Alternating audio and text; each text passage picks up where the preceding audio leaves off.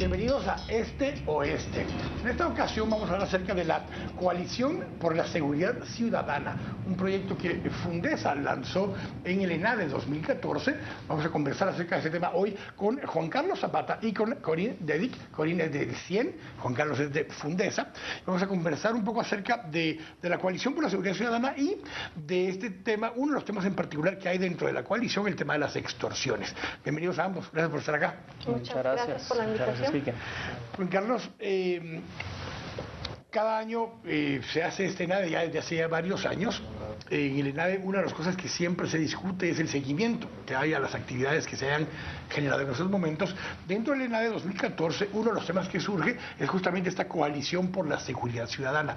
Hablemos un poco del avance que ha habido desde el año pasado y especialmente en temas concretos, qué cosas se han logrado generar ya y cuál es la perspectiva para este año. Bueno, pues muchas gracias, Quique. La verdad que después del Encuentro Nacional de Empresarios que se llevó a cabo el 7 de octubre del año pasado, en el mes de noviembre lanzamos una coalición. El nombre lleva el objetivo también de tratar de integrar diferentes instituciones que han venido trabajando en el tema.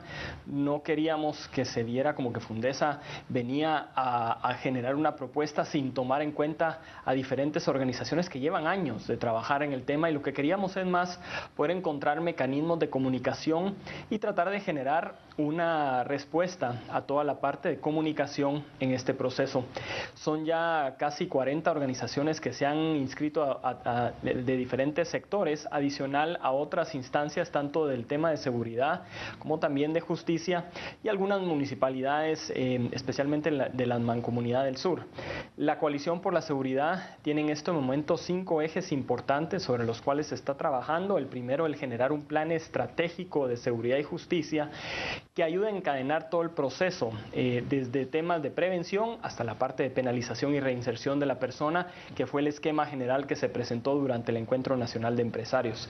Segundo, la parte de estadísticas, que tiene que ver mucho con la información que tanto el CIEN como otras organizaciones que generan investigación estadística van publicando. Hemos hecho también algunas infografías. El tercero, que tiene que ver con toda la parte de legislación, el poder fortalecer las acciones en temas de legislación para poder mejorar este proceso, la comunicación y por último un tema central en el cual nos estamos enfocando, que tiene que ver con toda la parte del flagelo de las extorsiones, un delito que claro para Guatemala es bastante triste y que tenemos que tener mayor atención. Vamos a ir hablando un poco acerca de cada uno de los temas y antes de entrar, los dos temas con los que nos va a ayudar un poco Corinne, pues el tema de estadísticas, ahorita le voy a plantear por qué un poco a Corinne con esto, y otro tema de las extorsiones, pero en el tema de estadísticas, parte de lo que hay es una falta de confianza en la certeza que hay acerca de la información, y sin información correcta no podemos tomar decisiones correctas con respecto a políticas públicas. Hablemos un poco acerca de cómo se ha hecho un esfuerzo de ir estandarizando el manejo de la información, las estadísticas, las fuentes de información y la administración de la información posteriormente. Bienvenida. Gracias, muy amable, Quique. Bueno, sí es cierto, obviamente los datos estadísticos juegan un rol muy importante para tener un diagnóstico de cualquier fenómeno criminal, o sea, pueden ser el delito de extorsiones, pero también hay muchos otros delitos. Ahora, mucha gente se pregunta por qué es tan importante, si ya contamos con los números, ¿para qué darle una y otra vez con el tema de los números?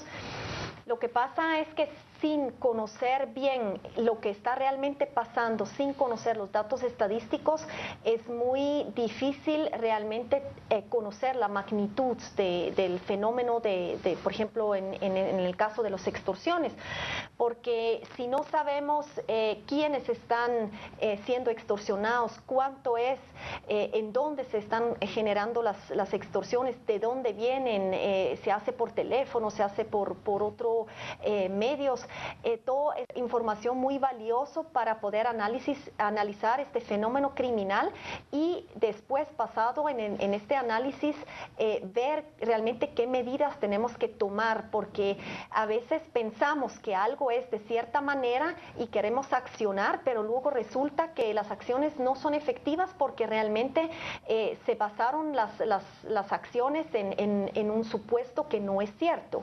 Por eso es muy importante tener tener datos y estadísticas y tener un diagnóstico para conocer el fenómeno. Lo que nos hemos topado como centro de investigaciones en el área de seguridad especialmente, que hay que cada institución, a veces hasta adentro del mismo ministerio, tiene su propia manera de registrar sus datos, de levantar sus estadísticas y también de diagnosticar. Entonces, a lo que nos hemos topado muchas veces es que, por ejemplo, la Policía Nacional Civil maneja unos números, el sistema penitenciario, que forma parte del mismo Ministerio de Gobernación, maneja otras estadísticas, otros números y llega a otras conclusiones. Y luego el Ministerio Público tiene un tercer diagnóstico, el organismo judicial maneja otros números. Entonces, obviamente eso genera ciertas dudas. ¿Por qué es que no coinciden los números? ¿Por qué es que el Ministerio Público registra más denuncias de extorsiones que la policía? Tal vez en el único delito donde sí hay un poquito más de certeza es en el delito de homicidios, porque uno tiene el cuerpo, además es un delito que se tiene que investigar de oficio, no depende de que la víctima vaya a denunciar, entonces hay un poquito más de certeza en los números, porque está ahí el cuerpo de la persona que falleció. Basado justamente en este tema donde no hay certeza de las estadísticas, la percepción, porque es lo que manejamos en los medios muchas veces, es que muchas de las extorsiones están vinculadas, uno, con maras, y dos, están íntimamente ligadas al transporte público. Esa es la percepción general que hay, como que la extorsión hay que atacarla, primero, contra las maras, y segundo, el sector más impactado por las extorsiones son los transportistas. ¿Es así?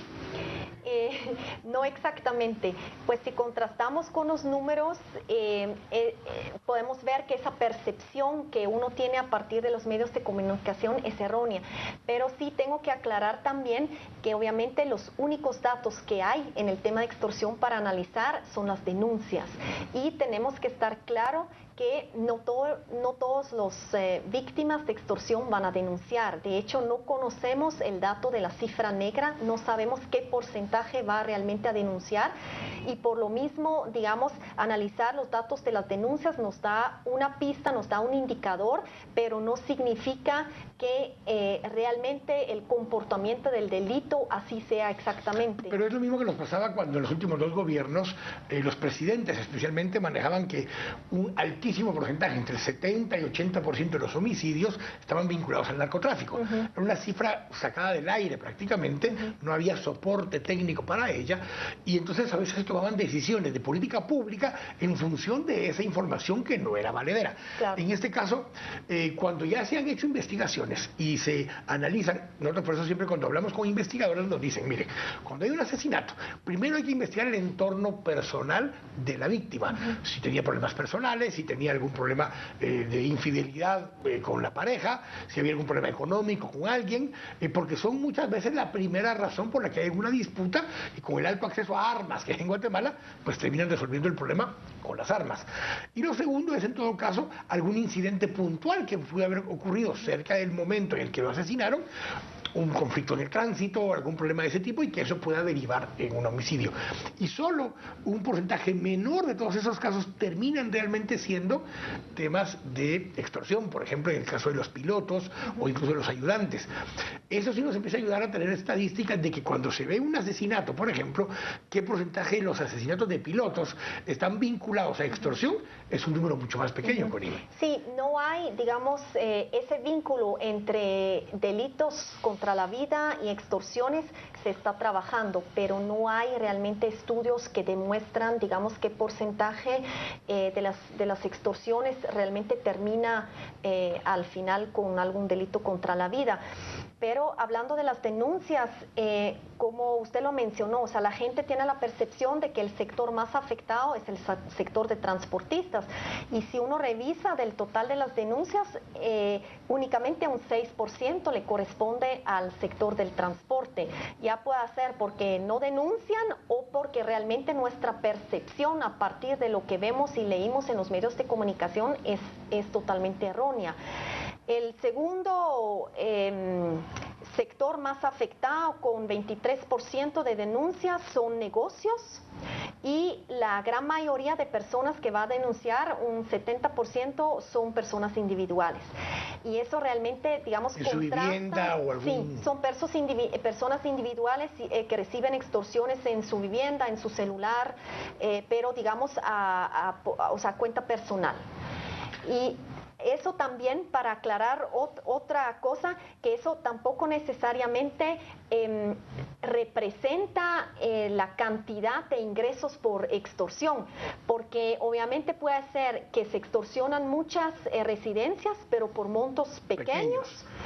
Pero muchas cantidades que después van a representar muchas denuncias, pero por ejemplo que se extorsionan a empresas de transporte o empresas grandes ya por montos más donde grandes. Son menos actos, pero con volúmenes mucho más altos. Exactamente. Juan Carlos, porque el tema aquí se vuelve, ¿cuál es el rol o la razón de ser de que una instancia como Fundesa se involucre en el tema de la coalición en general, pero en particular cuando ya lo afinamos a un delito en particular como las extorsiones?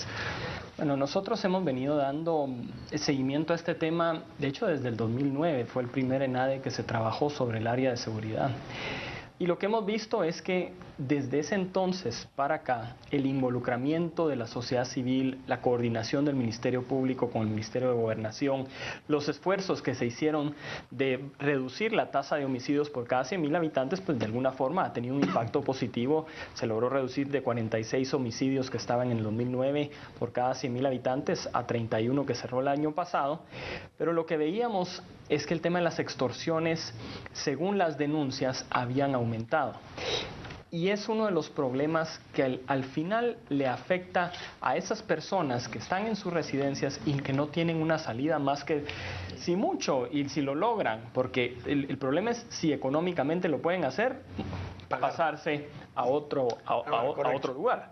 Pero si no lo pueden hacer y no pueden pagar, están a la merced de esos extorsionistas. Entonces veíamos que este esfuerzo por empezar a generar mecanismos de diálogo y de coordinación entre diferentes instituciones era positivo para poder generar esos puentes de entendimiento. Y un ejemplo, por muy simple que parezca, la campaña que está próxima a lanzar el Ministerio Público de Yo no pago, yo denuncio, lo que nos dimos cuenta cuando en las cabezas del Ministerio de Gobernación y el Ministerio Público dijeron hay que hacer una campaña, pero cada uno regresó a sus escritorios y los técnicos empezaron a trabajar en una campaña y fueron dos campañas completamente distintas, con diferente número telefónico, diferentes colores, diferente formato.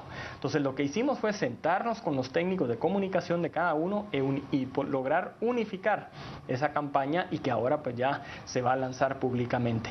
Ese es el tipo de esfuerzos que una organización como Fundesa puede generar, en donde llama a centros de pensamiento como el CIEN, instituciones de gobierno, Ministerio Público, Ministerio de Gobernación, otras organizaciones que han venido trabajando el tema de la sociedad civil para empezar a buscar mecanismos de cómo poder trabajar de manera conjunta con el mismo objetivo, que es que se reduzcan las extorsiones en el país.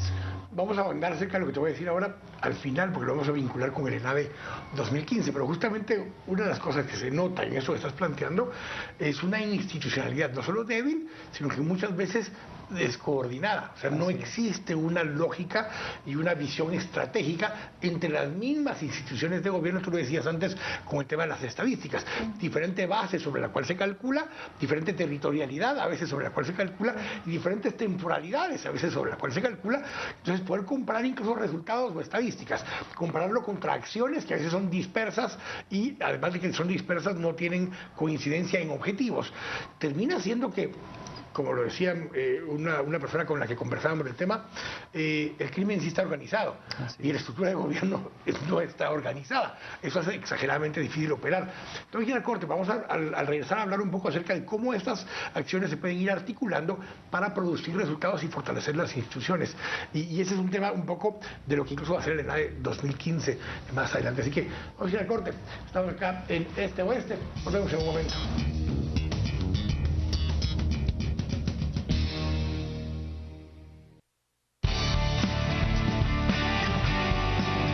Estamos presentando Este Oeste.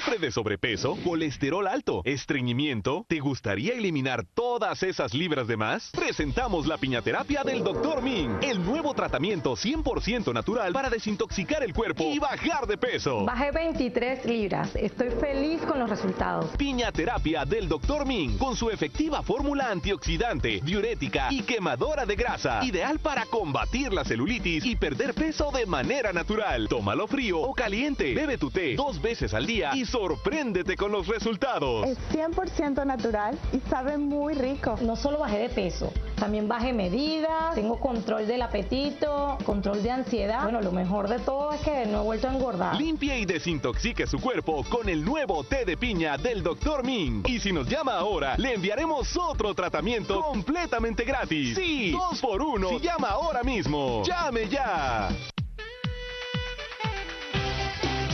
Esta semana entre los 20 y los 50 estaremos hablando de un tema muy interesante. Estaremos hablando de diversidad sexual con Gabriel y Lola. No se lo pueden perder, los esperamos. Hola, bienvenidos una vez más a nuestra cita de emociones al límite. Y la fuerza de la naturaleza quedó registrada en video. Los escombros de la estructura quedaron en la parte posterior del edificio, donde por fortuna no reportaron heridos. Un joven se salvó de morir calcinado dentro de su auto luego de accidentarse en una carretera de Estados Unidos. Sin embargo, un policía de Mesquite llegó justo a tiempo. El sumo acercamiento extremo de una cámara puede ser revelador y hasta indiscreto. Aquí fue cuando se encontró con una pareja que, según medios rusos, hacía horas extras en el trabajo. Esta pequeñita nació en Kazajistán y desde allí nace su fama. Su padre, que es también su entrenador, luce muy orgulloso. 6:30 de la tarde, les esperamos al límite por Canal Antigua. TV Agro Centroamérica es un programa que te invita a conocer detalle a detalle todo lo que tienes que saber sobre el desarrollo agropecuario en Centroamérica. Te esperamos todos los domingos a las 8:30 de la mañana y sus repeticiones los días miércoles a las 2:30 de la tarde y los sábados a las 17:30, solo por Canal Antigua. Estamos presentando Este Oeste.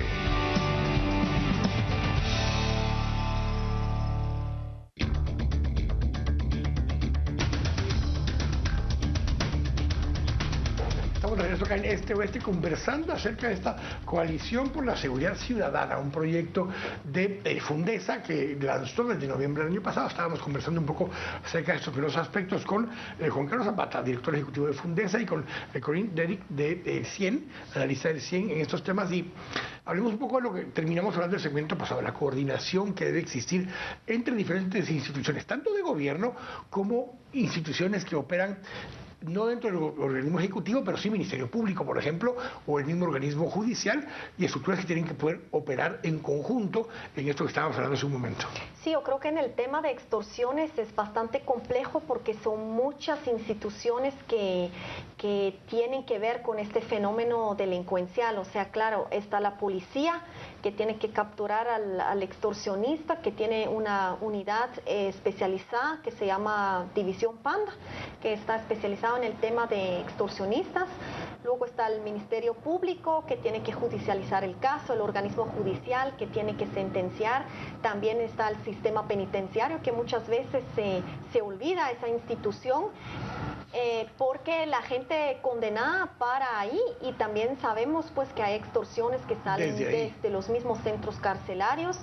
Entonces, en ese sentido, pues definitivamente se hace necesario reforzar los controles. Pero aparte de estas organizaciones, de esas instituciones, perdón, también hay otros que no forman parte de las instituciones de seguridad y justicia, como por ejemplo las CIT, las telefónicas, todo el sistema bancario. Entonces, digamos, es un delito donde hay muchas instituciones que tienen que colaborar y cooperar para poder entenderlo bien y también poder hacerle frente a ese delito. Parte de esto, Juan Carlos, también incluye, aparte del sector empresarial, a las municipalidades, como hablábamos hace un momento, irlas incorporando para que puedan cooperar y operar dentro de este sistema. Es más fácil hacerlo desde afuera, como lo ha hecho Fundesa, a que lo haga el gobierno y que convoque el gobierno. Pues creo que depende también mucho de la voluntad política, pero a nosotros nos ha ayudado el poder ir generando mecanismos de diálogo un poco más participativo y sin que ellos tampoco sientan una presión política, porque a lo mejor si fuera el gobierno se sienten y dicen, bueno, la autonomía municipal y entonces ya entra un tema político distinto. Entonces a nosotros nos ha funcionado muy bien, en el caso de la Municipalidad de Guatemala, por ejemplo, el trabajo que se ha hecho a través de la plataforma de alertos, en donde a través de los mensajes, ya sea de Facebook, de Twitter o incluso directamente desde el teléfono 1504, se pueden denunciar actos anómalos sobre los cuales la ciudadanía cree que en algún lugar se están cometiendo hechos ilícitos. Hay algunas acciones, por ejemplo, venta de teléfonos celulares que son robados. Eso es lo más común y las denuncias que entran muchas veces al portal. Pero esto nos ha ayudado a tener una mejor comunicación con la Municipalidad de Guatemala. En el caso de las otras municipalidades de la Mancomunidad del Sur que se acaban de adherir, ha sido un proceso de poder ir a integrar los programas de prevención que ellos tienen. Cada municipalidad tiene distintos programas de prevención que han ayudado a generar mecanismos que desde lo local empiezan a tener un mejor resultado, porque en la medida en que las políticas van al nivel local y las municipalidades empiezan a tener ese rol de generar ellos su propia incidencia en cómo puede mejorarse el tema de seguridad, eso pues ha ido avanzando. Y en el caso de Fundesa genera una comunicación mucho más eficiente con la sociedad civil, el poder tener esos vasos comunicantes. Entonces la coalición por la seguridad ciudadana se vuelve en ese vaso comunicante, en donde ahorita pues también estamos ya trabajando algunas mesas de trabajo, uno en el tema de extorsiones y otro para generar mecanismos para establecer un plan estratégico de seguridad y justicia que no solo ayude a este gobierno, sino que también en el cambio de gobierno, que empiezan a haber mucho cambio de autoridades a nivel nacional, se puedan seguir los mismos procesos y no se pierda esa continuidad. Y para eso pues también vamos a necesitar algunos cambios en las leyes, especialmente en lo que hemos visto más importante dentro de la reforma a la ley de la Policía Nacional Civil, porque muchos de los cambios que se han hecho dentro de la estructura de la Policía Nacional Civil, si no se transforma en una ley y no se cambia la ley orgánica, pues va a ser muy difícil que estos sean sostenibles en el largo plazo. Vamos a regresar un poco a eso porque ahí justamente entramos al tema de institucionalidad. Pero cuando hablamos de esto en la mesa de temas estratégicos o incluso el tema de extorsiones, la participación de los centros de investigación o de las universidades permite darle seriedad y rigurosidad a la parte numérica, a las estadísticas y darle más formalidad a esto, es más, darle credibilidad a la información que sale de esos lugares. Viene de ahí mucho este soporte, porque parte de lo que hay es desconfianza de que las cifras que puede dar una fuente del gobierno sean reales, porque pueden tender a querer bajarlas para parecer que estamos mejor, o simplemente porque no las tienen de manera correcta. Sería importante que entonces podamos validar y tener certeza en las estadísticas, por ejemplo. Sí, claro, pues eso es una de las ideas. Digamos, en esas mesas de trabajo también trabajar con equipos multidisciplinarios, o sea, tenemos gente que conoce muy bien en la parte operativa, por ejemplo, en el tema de extorsiones, como policías, gente del Ministerio Público, que está en el día al día, pero que a veces también se necesita complementar ese conocimiento o hacer algo con este conocimiento y a trasladarlo a una propuesta concreta, a ubicar bien los problemas, y ya se complementa con gente, digamos como en mi caso, que somos investigadores, que revisamos estadísticas y pues pensamos en propuestas, pero digamos lo que se quiere lograr es poder facilitar y ayudar con propuestas muy concretas. No queremos, digamos, otro estudio o algo muy teórico, porque pues lo que necesitamos es implementar los cambios, poder ayudar, facilitar con lo que se necesita en los diferentes temas. ¿Cómo se va convirtiendo todo esto justamente en esa mesa del plan estratégico en herramientas que permitan institucionalizar esto para más adelante, en temas de legislación que permitan hacer permanentes algunos de esos mecanismos? Bueno, parte de este esfuerzo se genera también la estrategia de Mejoremos Guate, que tiene básicamente 4 pilares, que en temas de prosperidad, solidaridad, seguridad, tiene un eje transversal de fortalecimiento institucional. Y por eso es que ha sido muy congruente lo que el sector empresarial organizado a través del ENADE ha venido comunicando, porque precisamente se ha montado sobre esa estrategia y el ENADE sirve entonces como un vínculo de comunicación que ayuda pues a darle una mejor exposición, digamos, y que puede ayudar a incidir en esos mecanismos. En los temas de fortalecimiento institucional lo que nos hemos dado cuenta es que cuando uno ve los indicadores a nivel internacional y los divide en esos 3 aspectos, los temas económicos y productivos, los temas sociales y los temas de institucionalidad, que mide todo el tema de Estado de Derecho, que la ley se cumpla, que no exista impunidad, por decirlo de una forma simple, pues realmente ahí es donde estamos más débiles, porque en la medida en que van cambiando las personas, los procesos no se respetan. Muchas veces es ya sea porque no existe la ley o incluso a veces existe la ley pero no se cumple. Entonces, parte del esfuerzo de la sociedad civil debe ser en irle dando seguimiento a esos procesos, ver en cuáles se ha avanzado pero no están institucionalizados a través de la ley, como puede ser ahorita todos los avances que se han tenido dentro de la Policía Nacional Civil, y que ya es una propuesta que está lista para poderse pasar al Congreso y que esperamos que pronto pueda ser aprobada.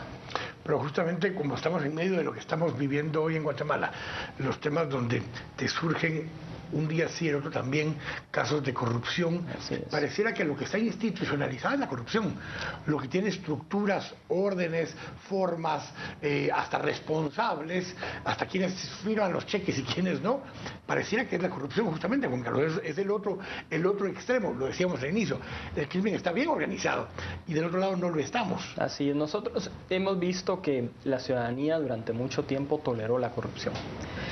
Ahorita una de las respuestas de todo este proceso ha sido el lanzamiento de un movimiento ciudadano contra la corrupción que ha empezado precisamente a organizar en 5 de los temas. Primero, en generar una cultura anticorrupción, empezar con mensajes tan pequeños de no pasarse el semáforo, de no tener mecanismos de copia en los exámenes en el caso de los alumnos, hasta cosas más fuertes para no tolerar esa cultura de la corrupción. Segundo, los aspectos que tienen que ver con todos los mecanismos que hay para monitoreo de estadísticas y el poderle dar seguimiento a los casos. Pero tal vez lo más importante, la generación de propuestas. Muchas de las leyes que hoy se están discutiendo en el Congreso, pues algunas esperemos que pasen muy pronto, como las reformas a la ley electoral y de partidos políticos, la reforma del servicio civil, la de la carrera judicial, que es tan importante. Pero en el caso de la ley de contrataciones, por ejemplo, ahí vamos a tener que entrar de una forma técnica a generar mecanismos que se tengan que respetar, porque a veces nos quedamos mucho en la ley, pero después se nos olvida los procesos adentro de la institución y las personas que tienen que operar esos sistemas. Entonces, parte de ese proceso tiene que ver con temas que van a tocarse de cómo poder mejorar la recaudación fiscal. Se va a tener que elevar la recaudación fiscal para poder tener mejores procesos.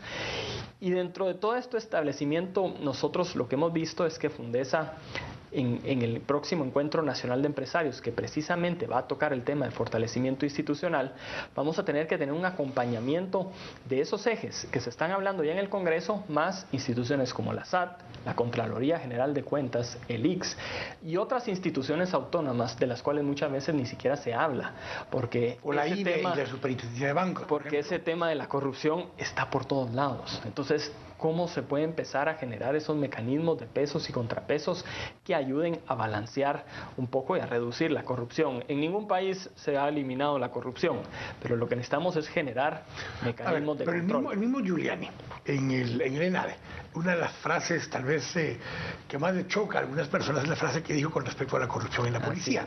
Él dice, no puede vivir una policía así de corrupta en una sociedad si no es igualmente corrupta esa sociedad. Y no es el tema de que si los gobernantes reflejan o no a la sociedad, es que la sociedad es el que está gobernando por medio de personas que han llegado a esos espacios. Entonces, cuando ves todo lo que hemos estado viendo hoy en la corrupción que ha salido, tanto en la SAT como en el caso del ICS, como en el caso ahora del Congreso de la República, ves que hay profesionales Ves que hay, y profesionales me refiero a abogados, contadores, médicos, enfermeras, en el caso del ICS, cuando ves del otro lado hay funcionarios públicos, hay empresarios, hay gente que involucrada desde todos los diferentes sectores. Eso lo que te indica es que la sociedad ha sido o partícipe o permisiva de la corrupción, que es la parte de la cultura de la corrupción que planteabas. Y la lógica básica es, mientras no me cachen, no hay clavo. El problema no es hacer el acto de corrupción. Para algunos incluso es la vergüenza que los cachen. Algunos son tan sinvergüenzas que no importa que los cachen. Pero bajo esta lógica, Corina, te lo pregunto a ti porque tú lo puedes ver con ojos un poco desde afuera. Algo de lo que te estoy diciendo es que no es exclusivo de Guatemala, pero en alguna buena parte de América Latina, de algunos países, esta ha sido la forma de ser, de operar.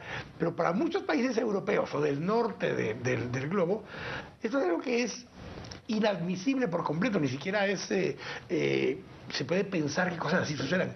Tú, viéndolo con esos ojos desde afuera, ¿cómo ves este proceso de transición que estamos viviendo? O si lo ves como una transición o no. Bueno, lo veo positivo, lo veo muy positivo porque por fin la ciudadanía está despertando, o sea, como que ya no se está dispuesto a tolerar ese descaro, porque muchas veces se está robando o haciendo actos de corrupción de manera muy obvia también. Entonces, pues lo veo como algo muy positivo porque no podemos seguir así, o sea, las instituciones están arruinadas, no se respetan las leyes, porque leyes hay muchos y hay buenas leyes, la cosa es que no se aplican las leyes. Entonces creo que eso es un punto muy, muy importante. Tenemos que trabajar en el Estado de Derecho porque las cosas se tienen que hacer apegados a la ley. Hay que controlar, hay que supervisar y realmente hacer también una presión para que moralmente eso simplemente ya no es aceptable. O sea, en los países europeos sí cachan a alguien así y sí, la gente tiene pero mucha vergüenza. Y eso es, o sea, hay un control social. O sea, por cosas mucho menores renuncias. Claro. Por una simple insinuación, o sea, de una cosa mal hecha. Son a veces cosas del día al día, o sea, por ejemplo, uno toma el tren, compra su boleto, pero realmente nadie va a controlar y revisar si uno compró su boleto del tren, pero la gente lo compra porque, bueno, primero porque eso es la norma, uno tiene que pagar para su servicio, pero la otra cosa también es que o sea, nadie quiere ser cachado enfrente de un vagón lleno de otras personas que están viendo que a uno lo están. O sea, el escarnio público se vuelve importante. Sí, y el control social, o sea, eso mismo de saber de que la misma sociedad lo está juzgando a uno, eso sí tiene un peso mucho más fuerte. Uno de los casos más recientes justamente en Europa, este ministro francés, que se le ocurrió ir a ver la final de la Champions y se fue en un avión oficial.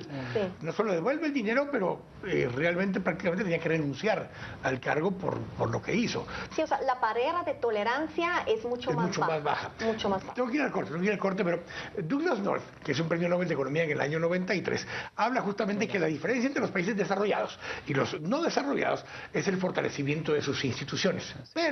Pero hace una condicionante. Las instituciones son el reflejo del nivel de los valores, los hábitos y la cultura ciudadana predominante en la sociedad para construir o no esas instituciones. Vamos a ir al corte, vamos a hablar un poco acerca de eso y cómo todo esto se va vinculando, uno, al ENADE 2015, pero dos, a un seguimiento, yo le he llamado una revolución cultural que deberíamos poder tener en nuestra sociedad. Estamos acá en Este Oeste, volvemos en un momento.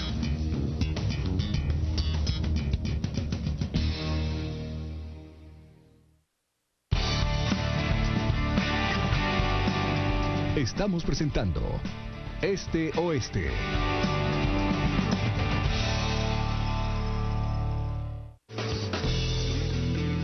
Antigua Sports. Somos la única señal de Centroamérica dedicada exclusivamente a deportes. Tenemos un equipo profesional único de periodistas reconocidos, pero también apostamos a los nuevos talentos.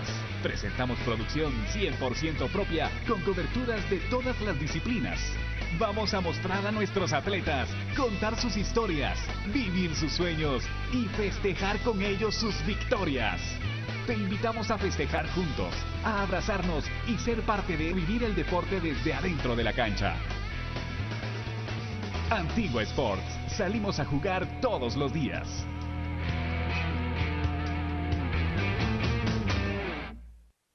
¿Te gustaría estar siempre al tanto de lo que pasa de forma express?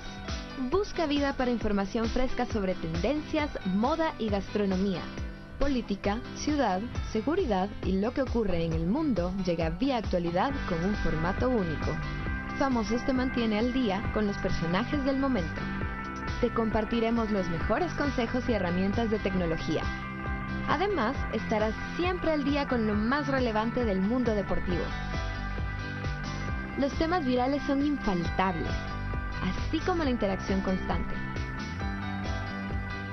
Ingresa ya a diariodigital.gt o descarga nuestra app. Destino 2016, la realidad del país al desnudo. Los mejores periodistas entrevistarán a los candidatos a ocupar cargos en las próximas elecciones. Indagamos en las propuestas y analizamos las miradas sobre la coyuntura del país y el futuro de Guatemala. Líneas y redes abiertas para que usted participe y sea protagonista de la discusión. Destino 2016, desde el 3 de mayo, por la pantalla de Canal Antigua. 2015, año de decisiones, año para ver Canal Antigua. ¿Sabía usted que la libertad de expresión es un derecho constitucional? Yo, usted, nuestros hijos, todos tenemos el derecho de expresarnos, tenemos el derecho de hablar, tenemos el derecho de alzar nuestra voz. Todo individuo tiene el derecho de buscar el mejor medio para expresar sus ideas. Expresión es la forma en que nos relacionamos con el mundo. Es mucho más que hablar, que escribir. Es cómo nos proyectamos. La libertad de expresión es pilar del periodismo honesto. En Canal Antigua creemos que la libertad de expresión es un valor que todos debemos mantener como un estandarte cerca de nosotros. En Canal Antigua ejercemos la libertad de expresión. Debatimos con diversidad de ideas y presentamos los hechos más importantes que atañen a la vida nacional y al mundo entero. En cualquier medio, el derecho a un discurso libre alienta al periodismo transparente y sin ataduras. La libertad de expresión requiere de responsabilidad. Y en Canal Antigua, cada uno de los periodistas nos hacemos absolutamente responsables de lo que expresamos al aire, porque usted, para nosotros, es lo más importante y nuestro respeto para usted es absoluto. La libertad de expresión es una garantía para todos los guatemaltecos. El artículo 35 garantiza la libertad suya y mía. Por eso es que cuando su libertad está siendo violentada, su libertad de expresión, la mía también. Y cuando la mía es violentada, la suya está siendo violentada. Porque la libertad de uno garantiza la libertad de todos y la de todos garantiza la libertad suya y la mía. Sin nuestra libertad de expresión será muy difícil defender nuestros otros derechos, a la vida y a la propiedad. Defiende tu libertad de expresión. Limitar la libertad de expresión sería cercenar la libertad individual y la dignidad de la persona. Poder emitir libremente nuestro juicio es indispensable para el avance de la sociedad. Sin juicio crítico y debate es imposible el progreso. ¿Puede usted vivir sin pensar? ¿Puede usted vivir sin decir lo que piensa? Yo no puedo.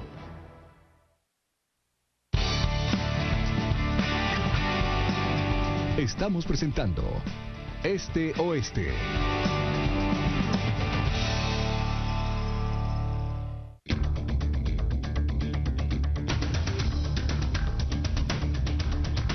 Estamos de regreso acá en este último segmento compartiendo con Juan Carlos Zapata de Fundesa y Corinne Dedic, que es del CIEN, y hemos estado conversando acerca de este proceso. Hablábamos de la Coalición por la Seguridad Ciudadana, pero hemos venido hablando de algunos de los temas que ya eso incluye, y nos metimos ya un poco al tema de lo que será la ENADE de 2015, pero cerraba con el tema de Douglas North, porque ahí se vuelve una discusión entre los culturalistas y los institucionalistas. Los institucionalistas dicen que North lo que planteaba es que el tema es la institución, la legalidad, la estructura que está allí.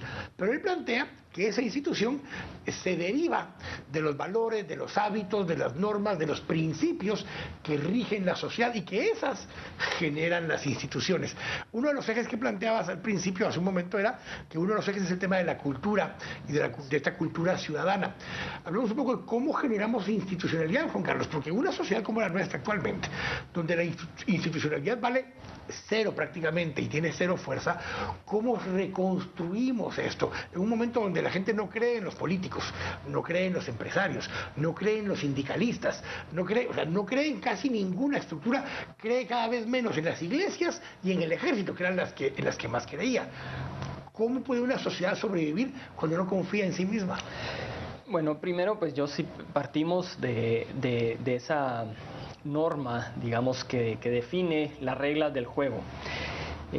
Y si empezamos a pensar en que todo se tiene que refundar, pues nunca vamos a avanzar. Lo que cualquier sociedad en cualquier parte del mundo ha hecho es que las instituciones van autocorrigiéndose y empieza una depuración, y eso es lo más sano que tiene cualquier proceso, pero sin perder la institucionalidad. Parte de ese proceso entonces es importante la participación de la ciudadanía, y por eso tan importante los movimientos como el Movimiento Ciudadano contra la Corrupción, en donde organizaciones de diferentes sectores empiezan a hablar y a poner ciertos acuerdos mínimos sobre los cuales se pueden generar propuestas a largo plazo. Nosotros en todo este esfuerzo previo al ENADE, lo que vamos a empezar a trabajar también son varios talleres en donde vamos a hablar de la organización y de su estructura institucional, de cuáles son los mecanismos que se generan para cada institución, cuáles son los procesos, por ejemplo, hoy para escoger al superintendente de administración tributaria, y preguntarnos, ¿es esa la manera correcta? ¿O por qué no pensar que el directorio nombre al superintendente? Si se está esperando que sea una persona profesional y que no la pueda quitar el presidente, pues lo más sensato sería que el director... Pero lo intentamos en otros casos, Juan Carlos, porque lo intentamos en las comisiones de postulación. Dijimos, bueno, quitémosle a los políticos el poder de decisión y llevémoslo a las comisiones de postulación, donde habrá un representante del Colegio de Abogados, profesionales, un representante de las facultades de Derecho de las universidades privadas, profesionales, y un representante de los rectores de las universidades. ¿Qué pasó? Prostituimos todas esas instancias. Pero ¿hasta cuándo la sociedad civil se empezó a preocupar de eso? Pero lo que me refiero es esto, digamos, decidimos que el problema es este y trasladamos la solución a este otro lugar. Pero no protegemos este otro lugar. ¿Cuánto tiempo pasó desde que eso se decidió hasta que la sociedad civil realmente empezó a preocuparse? Es que el problema es que la sociedad civil muchas veces... pasamos de Rosenberg a la línea en ese periodo de tiempo. Exactamente. Entonces, el proceso ha sido es mucho más reactivo. Entonces reacciona la sociedad civil, pero no es un proceso permanente, y eso es a lo que tenemos que estar más acostumbrados. El tema de las protestas sociales, por ejemplo, eso es algo que en Guatemala no se miraba tan frecuente. Ahora ya la gente dice, bueno, la sociedad civil despertó. Bueno, sí la veías, pero no en la clase media urbana. Exactamente. Y si se veía siempre con una causa específica, en días específicos, nunca el domingo o sábado por la tarde. Entonces empezás a ver que hay un cierto cambio de preocupación de la clase media urbana. ¿Por qué? Porque los mecanismos de control, y realmente, primero porque les estaban tocando sus recursos, y segundo porque hay una reacción de toda la sociedad civil de decir, miren, esto ya no puede seguir así. Entonces, parte de ese proceso es empezar a tener una sociedad civil más comprometida, pero estamos claros que si eso no se transforma en leyes que realmente vayan a un control ciudadano y que realmente se aplique la ley, que se aplique la ley, que se cumpla, que no haya impunidad, pues esto no va a cambiar. Porque parte de todo esto, justamente, Corín, cuando ya vemos este análisis, vemos las estadísticas del tema de extorsión. En Italia, con una cosa muy drástica en su momento, no recuerdo si fue en los 80s o en los 90s, pasaron una ley donde el que pagara una extorsión o un secuestro cometía un delito. O sea, la víctima se podía volver en delincuente si aceptaba pagar la multa. Aquí estamos yéndonos por el lado amable. Estamos diciendo, mire, por favor, no pague, y es la campaña esta de decir, yo no pago, yo denuncio. Es un llamado cultural, un llamado social. En Italia probaron eso y pasaron a convertir en delito el que tú pagaras una extorsión o un secuestro al extremo. Que si te secuestraban a un familiar, te embargaban tus cuentas para que no pudieras tener acceso a generar liquidez y pagar. ¿Cuán cerca estamos de tener que llegar a un extremo de poder convertir en un delito el pagar una extorsión, por ejemplo? Bueno, creo que esa medida es muy extrema, ¿verdad? Claro, hay que estar claro que el delito de la extorsión solo puede prosperar a esos niveles que ha llegado por la falta de confianza en las autoridades, porque como la gente prefiere pagar en vez de ir a denunciar, ya sea porque piensan, por temor o porque no va a salir, tienen no va a miedo nada, de que no va a pasar nada, de que de repente las autoridades están hasta metidos, hay mucho temor o mucha, la gente piensa que no va a servir de nada y que mejor pagan, y digamos esa falta de confianza es la que permite que la gente paga y en fin vuelve a pagar también una y otra vez, y que los extorsionistas logran hacer negocios tan grandes. Yo creo que ahí lo que corresponde es que las autoridades y las instituciones tienen que trabajar en recuperar esa confianza, tienen que demostrar que sí son capaces de brindar resultados positivos. Hay que comunicar también esos resultados positivos, porque también usualmente solo se comunica lo que no está funcionando, lo negativo, pero no se comunica las cosas buenas, los avances que han tenido las diferentes instituciones, que la sociedad civil tiene que monitorear cómo va el proceso y exigir también esos resultados a las mismas instituciones. En Colombia incluso recuerdo una época donde, incluso todavía está vigente la ley, donde si no reportabas, si no denunciabas un secuestro o una extorsión, cometías un delito. No el delito de omisión de denuncias, era un delito no reportar el crimen del cual había sido víctima. Y llegaron a extremos muy grandes en Colombia en esos casos, y lo que fue generando también fueron los observatorios. Colombia inició desde hace muchísimos años, Bogotá como vamos fue el primero, que crea un observatorio donde participa el sector académico, participa el sector medios de comunicación, sociedad civil y empresarios. Y entre los 4 sectores plantean temas como los que hemos venido hablando con ustedes ahora en el ENADE, pero plantean ya metas, objetivos medibles en el tiempo y que se puedan ir haciendo públicas las mediciones de 2 tipos. Las mediciones técnicas en función de indicadores que recaba la parte académica, pero también percepción, encuestas de victimización que permiten llegar a comprender cuánto estamos avanzando o no con las políticas públicas que se establecieron. Ese tendría que poder ser un siguiente nivel de pasos. Ojo, en Colombia no lo hicieron como país. Había parámetros como país, pero como ciudades, porque los actores van avanzando o evolucionando a diferentes ritmos en las diferentes ciudades. Hay un tema que que ya se hizo de hecho un proyecto piloto en San Pedro Carchá, de un índice de competitividad local, que incluye todos los temas, desde temas sociales, de seguridad, de educación, de salud, de la parte productiva, y es precisamente un esfuerzo para poder tener indicadores desde el nivel municipal, desde las ciudades, para poder generar mecanismos de acción. Y empezamos en San Pedro Carchá, porque vimos el índice que había sacado CGPLAN. Y veíamos que San Pedro Carchá, siendo el 4º municipio mejor calificado, era primero un municipio grande, 235,000 habitantes, segundo... Que junto con Cobán son la 3ª región metropolitana más grande, después de Guatemala y Xela. Así es, entonces agarramos San Pedro Carchá, Cobán, San Juan Chamelco, ese triángulo que se forma ahí del área metropolitana de Alta Verapaz, pero además un municipio con mucha ruralidad, porque realmente ahí solo 12% es del área urbana y con mucha pobreza, 82% de pobreza. Entonces tenía muchas dificultades y eso nos llamó la atención para ver, bueno, cómo podemos empezar a generar mecanismos trabajando con la alcaldía para empezar un proceso de cambio y empezar a fortalecer estos procesos desde el nivel local.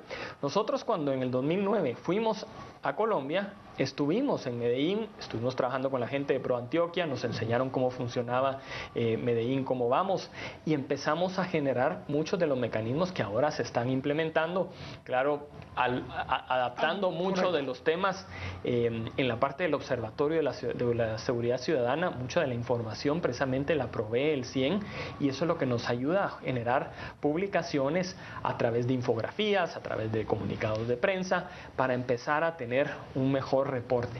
Ahora, tal vez lo que nos ha hecho falta es poderlo ya estructurar y ponerlo un poco más a la vista del público, que esté en una página de internet, porque hasta ahorita pues toda la información está en la página de Fundesa, lo pueden descargar directamente ahí. De hecho, en la página de Fundesa está ese último reporte que se hizo, y hay una revista que habla directamente del tema de las extorsiones en la página de mejoremosguate.org. parte de todo esto, Corín, cabalmente nos da la oportunidad de poder ir aprendiendo experiencias de países que han estado, en algunos casos, hasta peor que nosotros. Medellín, el caso que planteabas, llegó a tener 381 homicidios por cada 100.000 habitantes. Guatemala, Misco, Villanueva y Guatemala, lo más que han llegado a estar es 120, 130. Digo, es un número alto, pero comparado con como llegó a estar en Medellín, o Honduras, que está incluso más alto que nosotros. Pero nos permite ver herramientas que han funcionado en otros lugares, pero tenemos que poder medirlas, tenemos que poder tener metas sobre las cuales compararnos, llevar a estadísticas que sean confiables y poder apuntalar esas estrategias para que los resultados también sean percibidos por la población. Ahí entra la parte de la comunicación también, que es una de las estrategias también de esto. Y creo que lo que menciona de la percepción en el tema de seguridad es algo muy importante, porque la gente pues no ve las estadísticas, no miran los números. Con el tema. Ellos sienten, ellos se sienten seguros o no se sienten seguros. Y obviamente pasan algunos delitos o pasan algunos sucesos entre conocidos, automáticamente uno se siente menos seguro y dice, el gobierno no está haciendo nada y la delincuencia está aumentando, etcétera. Pero, y entonces disminuye la confianza. Exactamente, pero a veces no es cierto, sino que es solamente en el ambiente donde nos movemos o por alguna casualidad nos pasó algo y a partir de eso nuestra percepción obviamente cambia. Y creo que ahí sí también los medios de comunicación juegan un papel fundamental, porque en la manera en la cual presentan las noticias de seguridad o las estadísticas, los hechos que pasan, obviamente eso ayuda o eso es parte de formar percepciones. Exactamente, en base a lo cual nosotros formamos nuestra percepción. Yo siempre doy el ejemplo respecto a las cárceles, o sea, ¿qué porcentaje de la población reclusa son pandilleros? Cuando yo pregunto a cualquier persona, siempre me mencionan porcentajes arriba del 50%, porque eso es lo que vemos en cualquier foto de los periódicos. Siempre sale gente con tatuajes, salen pandilleros, pero realmente es un 5% de acuerdo a las cifras oficiales. Entonces, creo que ahí sí los medios de comunicación también tienen que ayudar a mejorar la percepción para que sean, digamos, se transmite una situación más realista de cómo realmente es. Y el tema de las percepciones, entre el 5 y 10% de los automovilistas alguna vez han tenido alguna multa. Es un porcentaje bien bajo, pero mucha gente tiene la percepción de que a todo el mundo lo multan. Y en verdad el porcentaje de personas que terminan teniendo una multa es muy bajo. Estamos hablando ya, Juan Carlos, un poco qué es lo que se viene para adelante con esto. El seguimiento del ENADE 2014 es lo que estamos viendo en la Coalición por la Seguridad Ciudadana. Lo del ENADE 2015 tiene que ver con el fortalecimiento institucional, cómo se han venido encadenando estos diferentes ENADES y justamente qué nos toca ver en este ENADE 2015. Bueno, pues esto es parte de una estrategia consensuada a través de la iniciativa Mejoremos Guate y que empieza a tener un proceso ya mucho más amplio de difusión.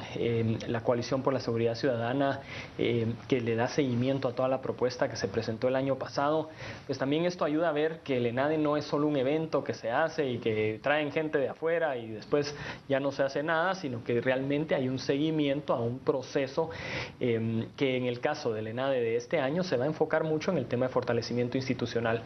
Hay 4 instituciones sobre las cuales vamos a empezar a trabajar, adicional a lo que está ocurriendo con las mesas del Congreso, que también estamos participando, pero creemos que es bien importante el tema de la SAT, la Contraloría General de Cuentas, el ICS y las instituciones autónomas. Y dentro de las instituciones autónomas, algunas que tienen que ver con el tema municipal, como lo es el Infom. Entonces, ahí hay muchas acciones que se pueden hacer, desde traer expertos, empezar a generar talleres previos. Tenemos ya toda una calendarización de talleres que vamos a empezar a mediados de julio para poder generar ese mecanismo de construcción de la propuesta. El ENADE, ese día se presenta la propuesta, pero todo el proceso arranca mucho antes. Y ahí lo que hacemos es empezar a trabajar con diferentes expertos. El CIEN es uno de ellos, pero también está la Fundación 2020 como parte de la Alianza Técnica de Apoyo al Legislativo. Hemos trabajado ahora ya con ACIES y otros centros de pensamiento para poder tener una propuesta integral que ayude a fortalecer las instituciones. Y sabemos que eso es un tema de mediano y largo plazo. Esto no termina, digamos, con un ENADE y se resuelve. Es un tema que va a seguir avanzando. Así es que pues ya tendremos más ocasión de poder ir profundizando hacia el tema del ENADE. Gracias, Juan Carlos. Gracias, Corín, por habernos acompañado. A ustedes también, con lo que cerraba Juan Carlos, en medio de todo esto, usted dirá, bueno, y están hablando de esto con todo lo que está pasando de corrupción alrededor. Sí, justo ahora es que tenemos que trabajar en esto para reestructurar, fortalecer, votar y construir nuevas, lo que usted quiera y como sea que lo podamos manejar. Pero tenemos que tener instituciones fuertes que nos permitan construir la base para generar un país con las mejores condiciones para desarrollo en los próximos 10 o 20 años. Así que gracias por nos acompañar una vez más acá en Esto Oeste. Nos esperamos la próxima semana. Dios los bendiga.